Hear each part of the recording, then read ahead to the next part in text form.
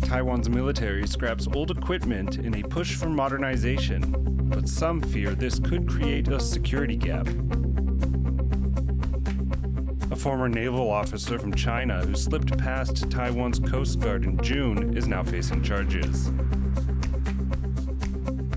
Japan will get a new prime minister next month as Kishida Fumio steps down amid inter-party troubles. 自民党が変わることを示す最も分かりやすい最初の一歩は私が身を引くことであります。Plus, a new lease on life. Tossed products and disadvantaged workers get a fresh start.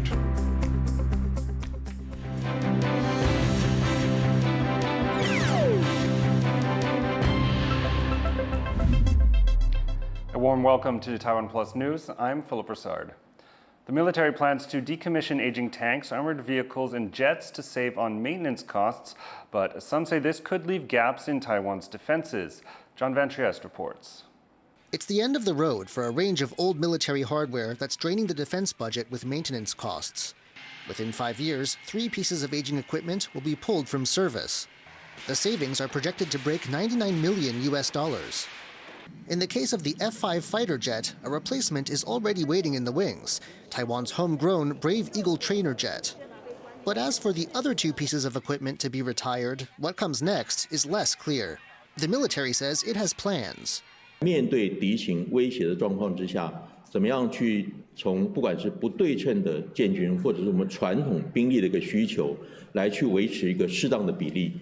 那么目的就是要确保我们整体的国家安全。 But for now, military experts can only guess what those plans might be. The M14D tank, which has been in service for over 60 years, is especially important. It's deployed to what might be the front line in a Chinese invasion, the Taiwan-governed island of Lieyu, just off China's coast. Light tactical vehicles have been floated as a good replacement if they're equipped with anti-armor capabilities, but not everyone holds that view. 因为目前所谓的中型战术轮车它的其实的越性能说的不是很好。那你如果说要用中型战术轮车搭载这个弹药去运补前线的话，其实反而会造成我们二线部队一些伤亡。And when it comes to the Taiwan-built CM-24 armored artillery tractor, there are no obvious candidates in sight. With Chinese threats to take Taiwan backed up with regular incursions, the question analysts have is how the military will fill this gap. Chris Ma and John Van Trieste for TaiwanPlus. Prosecutors have indicted a Chinese man who turned up in northern Taiwan in a speedboat. The June incident caused an outcry because the Coast Guard failed to stop him before he got to shore. Louise Watt reports. Prosecutors in Taipei say they're indicting a Chinese man who turned up at a harbour in northern Taiwan for entering the country illegally. It's a case that's raised doubts about Taiwan's coastal defences. Prosecutors say he sailed from a port in Fujian province in China to Danshui in northern Taiwan, a sensitive location that leads to Taipei where the government is. He wasn't stopped until he sailed into a harbour and hit a ferry. Prosecutors say the man smuggled himself to Taiwan for personal reasons. Reports at the time said he may have been fleeing persecution in China, while Taiwan's Coast Guard said he was a former Chinese naval captain and could have been testing Taiwan's defences. Prosecutors today say they're still working with police and national security agencies to investigate. Right now, the only certain thing about this case is the embarrassment it's caused Taiwan, the questions it's raised over its ability to defend its coasts. Justin Wu and Louise Watt for TaiwanPlus. 27 Chinese military aircraft and 12 Navy ships have been spotted operating around Taiwan in the last 24 hours. The Defense Ministry says 19 of the aircraft crossed the median line between the countries and entered Taiwan's Air Defense Identification Zone, or ADIZ. This is not Taiwan's sovereign territory, but is used as a defensive buffer. Taiwan's military says it put defensive forces on standby in response.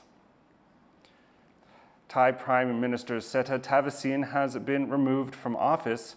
The Constitutional Court dismissed Seta because he appointed someone who had served jail time to his cabinet. His dismissal marks the fourth time the country's top court has removed a prime minister in 16 years. Japan's Prime Minister Kishida Fumio has announced that he will not seek another term as the country's top leader in elections next month. As Chris Gorin reports, the sudden news was not unexpected. In a surprise move, Japan's Prime Minister Kishida Fumio has announced that he will not seek re-election to lead the ruling Liberal Democratic Party, or LDP, and will step down as leader in September. 自民党が変わることを示す最も分かりやすい最初の一歩は私が身を引くことであります。 The timing was sudden, but the decision wasn't unexpected. Approval ratings for Kishida's government have been low for much of his tenure, dropping dramatically after a corruption scandal involving unreported political funds last December. He'll leave office with one of the lowest approval ratings in the party's history. Under such conditions, many in Japan felt the prime minister was left with little choice. 驚きましたけれど、やっぱりいたたまれない気持ちになったんじゃないですかね。いろいろ不祥事もあったし、税金の無駄遣いとかあったし。本人は多分ね、無念でしょうけどね、まだまだやり残すことあるんでしょうから。でも私はいい決断だと思います。個人的にはちょっともう少し首相は続けてほしかったんですけども、彼の周りにストレスとかあとそうですね、今のこのご時世考える見るにやめちゃうのも仕方はないのかなとは感じましたね。While Kishida's term may have been short, it was consequential. He transformed Japan's defense policy, breaking with decades of precedent to double military spending, approve counter-strike capabilities, and deepen Japan's alliance with the United States. Looking ahead to the party's leadership election next month, at least two candidates are reportedly running. Current Defense Minister Ishiba Shigeru, who is currently on a visit to Taipei, and current Digital Minister and former Foreign Minister Kono Taro. Whoever takes the reins, the new LDP leader will have to see if they can make a fresh start in the minds of voters. Otherwise, the stain of party corruption might follow them. Scott Huang and Chris Gorin for TaiwanPlus. It's International Memorial Day for Comfort Women. Taiwan is remembering those who suffered sexual abuse under Japanese rule. Rick Glowert brings us this report. It's the one day a year dedicated to comfort women, the tens of thousands who were forced into sexual slavery by the Japanese military during World War II. Here in Taipei, activists and politicians have gathered at this museum dedicated to the 2,000 Taiwanese women that suffered such sexual exploitation. They're encouraging people not to forget the atrocities. 被骗，原来是要去当护士，要去当看护，要去当食堂的工作的人，最后变成是慰安妇。然后在离岛上，他根本无处可逃。但是回国后，所有的人都唾弃他们，他不敢讲，甚至连家人都没有办法接纳他们。特纲要有慰安妇军事性奴隶事件。 The last known woman to suffer sexual slavery at the hands of the Japanese in Taiwan died last year, and now there are calls for their stories to be included in school textbooks and for more memorials and museums. Pointing to ongoing conflicts in Ukraine and Gaza, people here say that women continue to suffer during war. This museum and the memorial is a testament to the abuses of the past in the hope that they won't continue in the future. John Su and Rick Glowert in Taipei for TaiwanPlus. At least 3 people have died from MidDosis as Central and Southern Taiwan see an uptick in cases of the bacterial infection. There were 19 new cases of the disease reported last week, bringing this year's total to 37. MidDosis often appears after heavy rainfall, such as the downpours brought by last month's Typhoon Kami. Cases are expected to drop off by the end of the month as the typhoon cleanup finishes. Coming up after the break, a new series of murals are appearing on UK streets, bringing some much-needed positive energy. Stay tuned.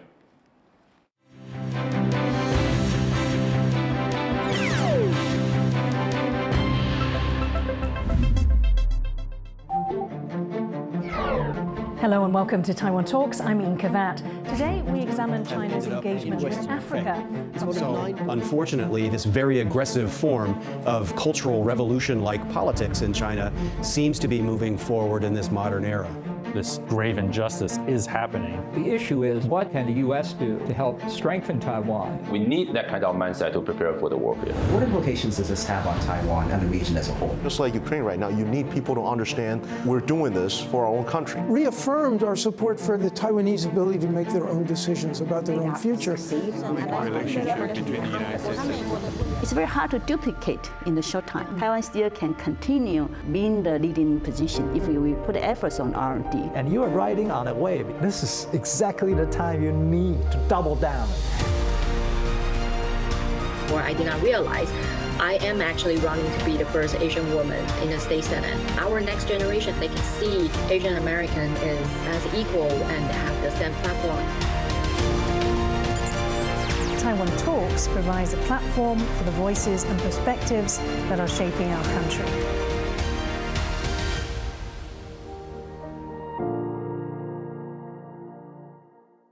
For more stories from Taiwan, around the world, and in front of a World War II-era aircraft carrier, please download the TaiwanPlus app.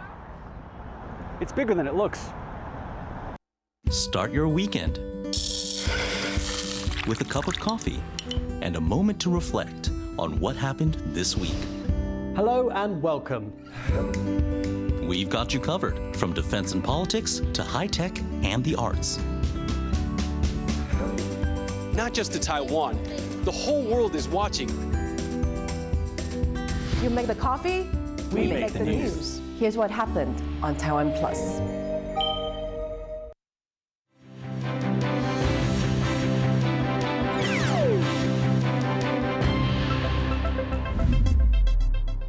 Welcome back. You're watching TaiwanPlus News. It's never been easy for Chinese-Taiwanese couples to marry due to strict regulations on Chinese nationals entering Taiwan. But for same-sex cross-strait partners, it's an impossibility. Reese Ayers met one couple who were forced to take their relationship to the courts. A love that persists in the face of adversity. As gay men, Jim and Alvin already face struggles straight couples don't.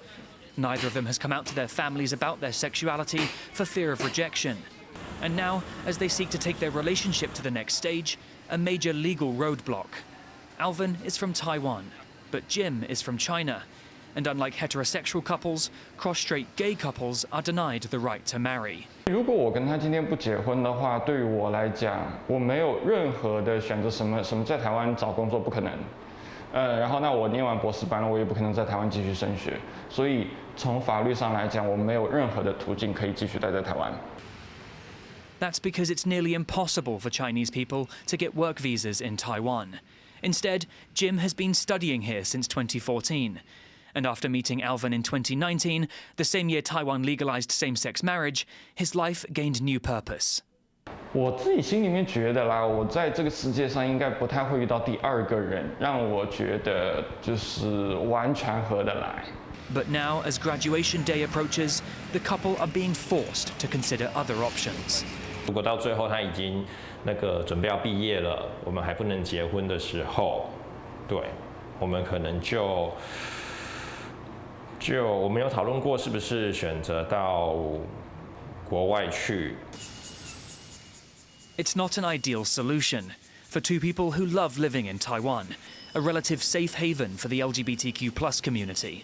我们两个如果想，我们可以走着走着马上就手牵手，那个都 OK， 那个没问题。我们可以穿一看就是情侣的衣服在大街上。可是如果今天我们去到别的国家，别的可能不太那么性别友善的国家一起生活，那些事情我们其实都没有办法做。要求平等结婚，要求平等结婚，拒绝。But there's hope yet for Alvin and Jim. With help from the Taiwan Alliance to Promote Civil Partnership Rights, or TAPCPR, who are campaigning for full equality for queer people, they're taking their case to the courts. One major barrier for cross-strait same-sex couples is that they're denied the right to interview, a core step in the marriage registration process.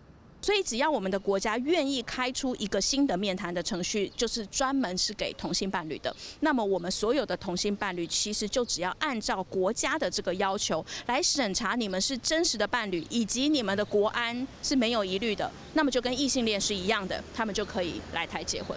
After submitting their case to the courts in early August, Jim and Alvin are feeling confident.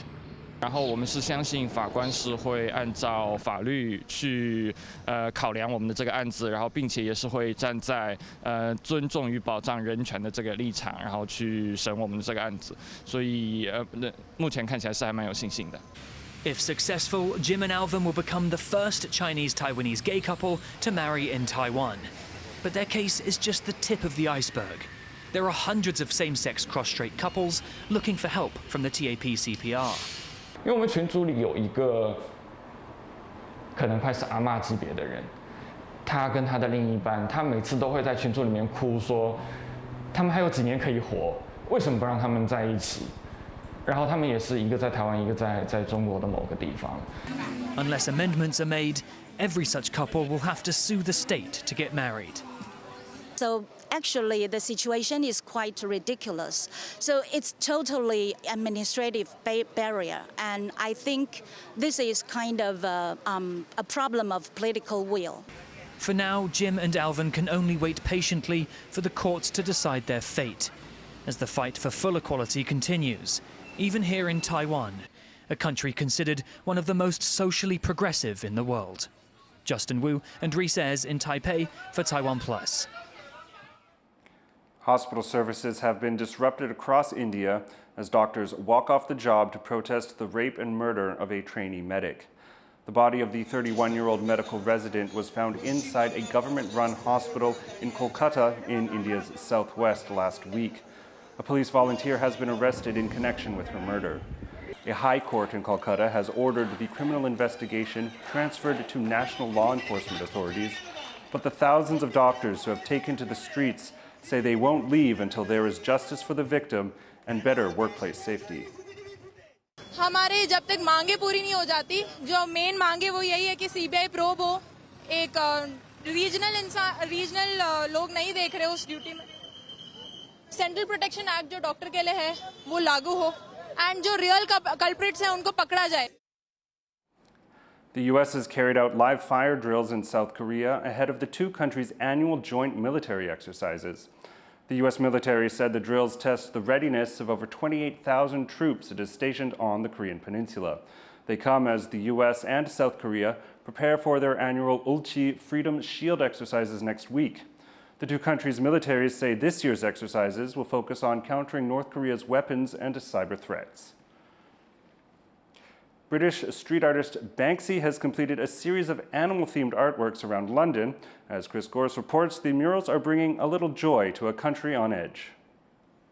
This painting on the gate of the London Zoo depicts a gorilla and several other animals eager to escape. It's the grand finale in a series of animal-themed artworks produced over the past 8 days by British street artist Banksy. London Zoo staff say they're excited to have the world-famous artist's work on their gate, and that despite what's taking place in the image, no gorillas have ever attempted the act. No, and certainly haven't had the gorilla escape. So all the gorillas here, perfectly happy in their lovely home at Gorilla Kingdom. They've got air conditioning today, whilst we're all out here sweating, I hasten to add. So the gorillas are having a great time. The series began with this mountain goat in London's Richmond neighborhood, and has been followed by a number of others in different parts of the city. The artist has not commented on the meaning of the works, but some locals think the timing may not be a coincidence. The UK has recently seen its worst public unrest in a decade, with violent anti-immigration riots across the nation led by far-right groups, as well as large counter-protests against the rioters. And safety has been an issue with these artworks too. This howling wolf painted on a satellite dish was stolen in broad daylight within hours of its debut. This black cat, painted on an empty billboard, was quickly taken down by the sign's owner. He said he wanted to keep it safe and would donate it to a gallery. But most locals are just happy to see the artworks during such a fraught time. I came in person to say thank you to Banksy for acknowledging and recognising who we are as a community in Walthamstow, and that we wanted actively to stand together with our neighbours and tell those people who spread hatred and racism and Islamophobia they're not welcome here. It's just nice to have something that is internationally recognised near us, and I think as well with the marches that we had, like it's an area that's so diverse, everyone showing real solidarity. It's nice that we've had this week. Whatever the artist's intentions, Banksy's new series seems to be bringing a little more life to the UK when it's most needed. Patrick Chun and Chris Gorin for TaiwanPlus. Hosts of a gender reveal party in Central Taiwan could face a fine after announcing their child's sex in a particularly loud way.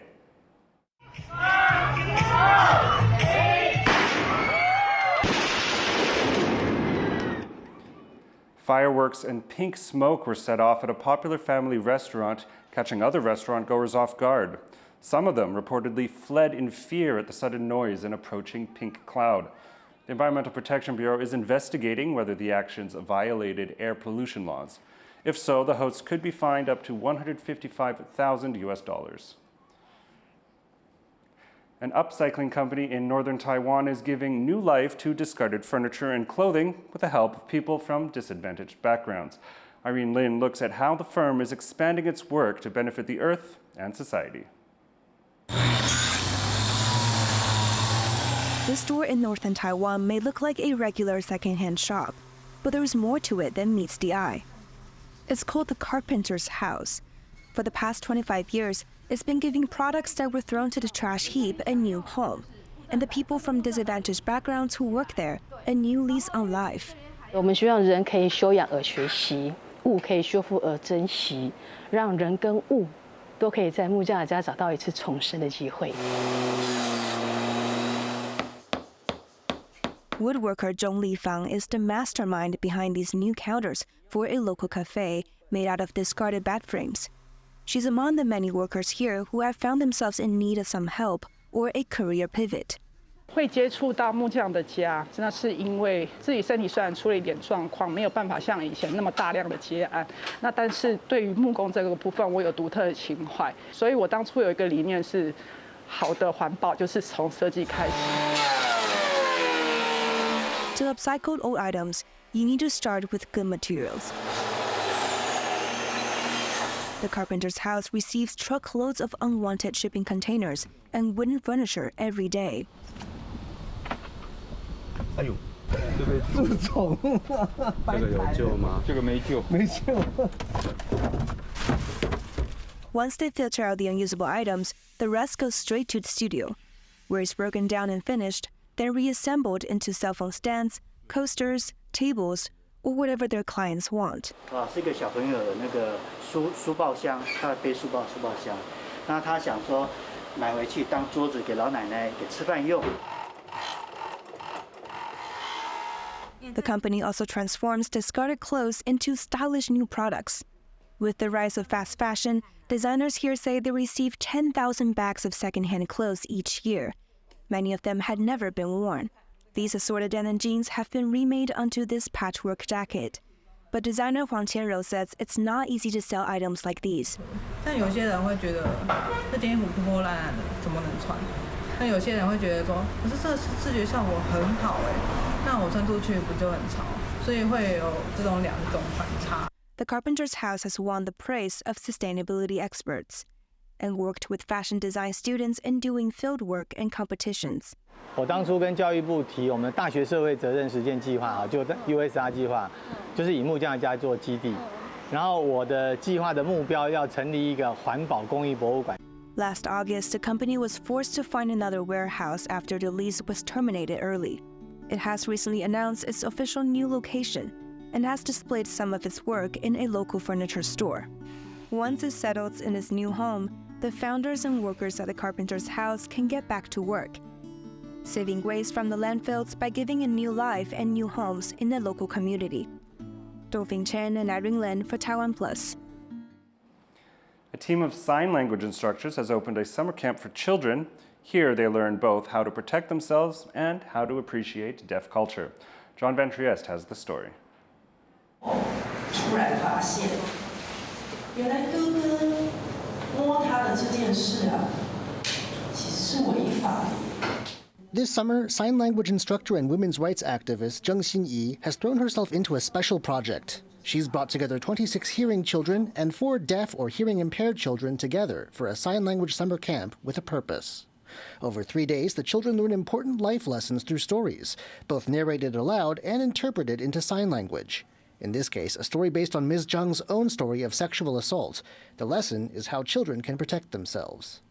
要保护自己，提防坏人，可以去找警察，还有老师。人做你不喜欢的事情，要勇敢大声说不，然后不要去害怕说会有人责备你之类的，然后相信他会受到法律的制裁。 The camp's founder says lessons like this are especially important for students who are either deaf or have limited hearing. 所以如果他们可以都知道这样的事情的话，我觉得是有帮助的。再加上聋孩子他们接受资讯的是薄弱的，所以我其实希望更多的聋人来参加。But this is just one of the lessons this camp hopes to teach its young participants. One of the most important things teachers hope kids will walk away with is an appreciation of sign language and deaf culture in general. Joseph Wu and John Van Trieste for TaiwanPlus. Thanks for joining us here on TaiwanPlus News. You can visit the TaiwanPlus website or follow our social media for more stories from Taiwan and around the world. Finally, take a listen to this choir made up of children from Taiwan's indigenous Dayan group as they took part in Italy's International Choral Festival. I'm Philip Brossard. Take care, and we'll see you next time.